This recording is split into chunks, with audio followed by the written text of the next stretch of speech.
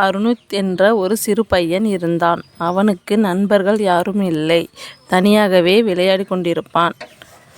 ஒரு நாள் அருணித் வீட்டின் அருகே ஒரு காயப்பட்ட காகம் விழுந்தது. அது பறக்க முடியாமல் இருந்தது.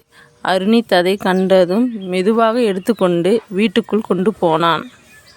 அவன் காகத்திற்கு சிறு வீடு செய்தான். தினமும் தண்ணீர் ஊற்றி கொடுத்து சிறு உணவுகளை அளித்தான். காகம் நன்றாக குணமடைய செய்தான். காலை மாலை காகத்துடன் பேசிக்கொண்டு விளையாடினான். காகமும் அருணித்தை பார்ப்பதற்கே காத்திருக்கும். சில நாட்கள் கழித்து காகம் நன்றாக இருந்தது. சிறிது சிறிதாக பறக்க ஆரம்பித்தது. அருணித் மிகவும் மகிழ்ச்சி அடைந்தான். நல்லா குணமடைந்த பிறகு காகம் பறந்து சென்று வந்தது. அது அருணித்திற்காக சிறிய மலர்களை கொண்டு வந்து கொடுத்தது. அருணித்திற்கு அந்த காகம் சிறந்த நண்பனாகி விட்டது.